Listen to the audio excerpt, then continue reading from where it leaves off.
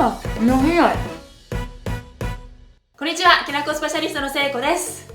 もうすぐお正月ですね。お餅の季節です。ということで、先日100円ショップのダイソーに行ってみたら、餅グッズが売ってました。3つも売ってました。これこっちどれもね、お餅をつきたてみたいにふっくらもちもちさせるっていう道具のようなんですけど、3つも売ってたんですよ。同じお店に。そんな必要ある？どんな神経してるのってことで、きっと違いがあるはずだろうというふうに思ってますね。そしてっていうか、こんな道具そもそもいるんだろうか。だってね、餅を買ったらどんな風に食べてくださいって書いてあるじゃないですか。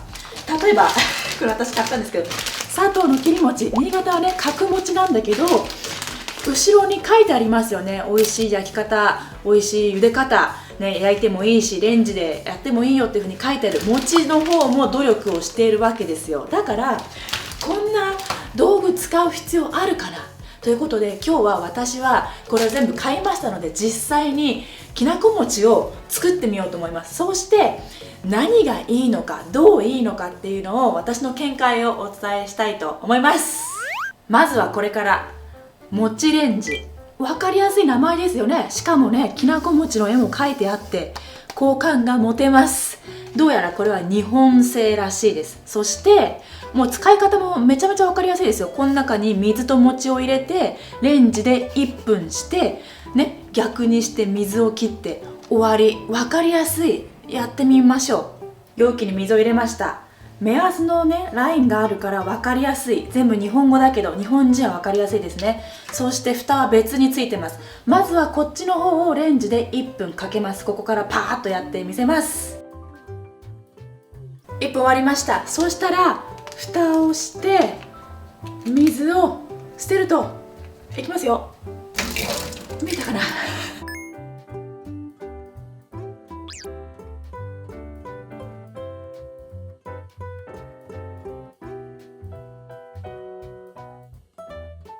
できました。試食しますね。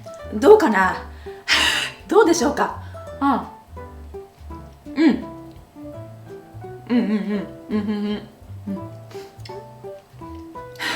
想像通りですね。あえて良さを言うなら、水切りが楽でしたね。自分で容器に入れてちょっとシャーってやるよりも水切りが楽だったけど、別にこれなくてもいいような気がするかなと思う。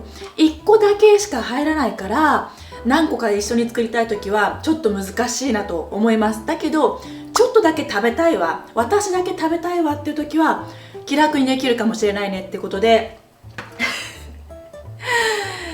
三つ星で言ったら一つ星にしたいと思います。あとはこの2つね、似てる製品だと思いませんか？なんでこんな2つ置くんでしょうね。で、よく見たらこっちが日本製ね、日本製でこっちが中国製みたいなんですよ。でもね、よく見てみたらどっちもブラジルの言葉が書いてあるし、どうやら同じ業者を通してるっぽい気がするんですね。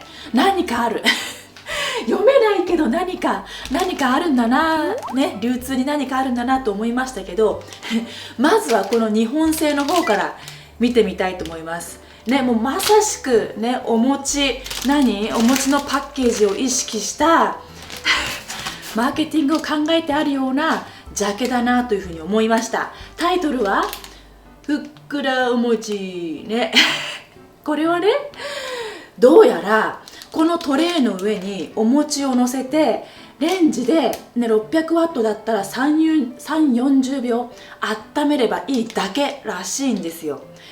マジかな。水いらないのかな。もし水いらなかったとしたら洗い物が減るじゃないですか。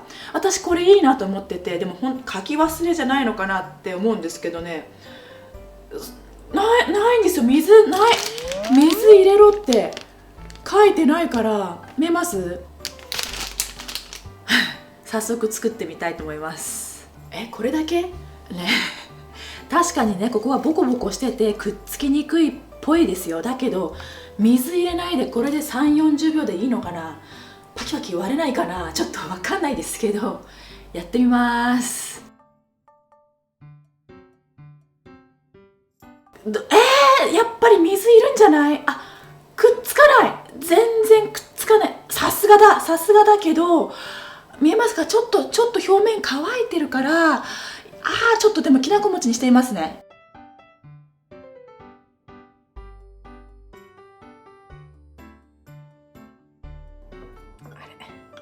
ちょっとこれは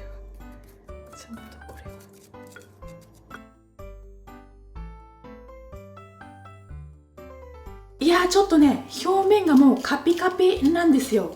素早くやってんですよ。やっぱ水いるんじゃないかなと思うんだよな。いただきます。ほら、伸びないでしょ。全然さっきと違う。やっぱりパッケージの問題な気がします。だからこの商品を買った方、多分一回水にくぐらせてからやったらいいような気がします。ただ良さとしては結構大きいじゃないですか。だからお餅2つ乗せられるし、さっきは1個だけだったけどね、いっぱい作れるのがいいところだと思いました。水にくぐらせてね。ってことで星なし、すいません、ごめんなさい、なんか間違いだと思うね。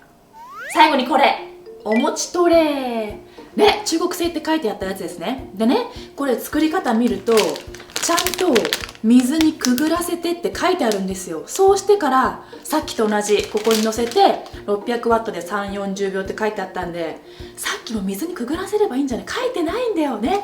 こっちは書いてあるからやってみます。さあ、水にくぐらせたお餅を乗っけてみましたよ。あえて言うなら、見るかな、このエンボス加工の具合が違いますよね。これがどう左右するのかやってみたいと思います。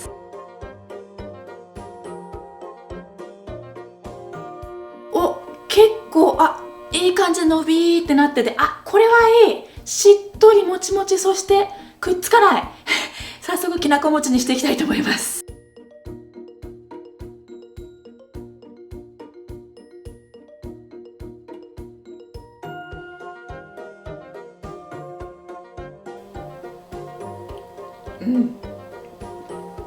やっぱりちょっと裏が硬いんですよ。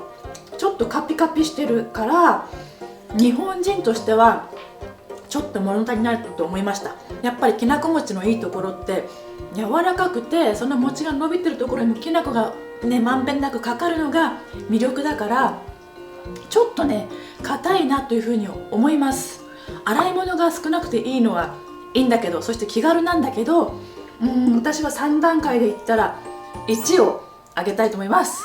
最後にまとめたいと思います。私は今回3つのこの餅、ふっくらもちもちキットを使ってみたんですけど、これで作ったのが一番美味しかったと思います。やっぱり餅を水にくぐらせて茹でるような感覚にするのが一番餅がもちもちしてて美味しいなと思いました。ただね、こっちのテクノロジーもすごいですよね。全然どっちもくっつかなかったし気軽だった。だけどまだこれで作ったお餅はあんまりだったと思いますよね。これをねブラジルの人なんだかね、世界の人が使って、お餅はこうやって食べるのか、こういう味なんだとはまだ思ってほしくないなと正直思いましたね。私は昔ながらの、例えばトースターで焼いてね、沸騰したお湯にくぐらせてっていうお餅結構好きなんですよね。焼き色がついたりしてね。でレンジでやるのも最近はやってるんだけど、そっちの味にはまだ及ばないなと思ったから、頑張ってねダイソーさん。あと水にくぐらせた方がいいよって書いた方がいいと言わせていただきます。そしてこれだったらちょっと使えるかなと思うし、他のね野菜とかにも使えるかもしれないから、私は今回はこれを実家に持って行って親にも使ってもらおうかなと思ってます何かのご参考になってくれたらいいなと思います。意味あったかな、わかんないけど私は楽しかったです。ということで今日は見てくださってありがとうございました。良いお年を。またね、バイバーイ。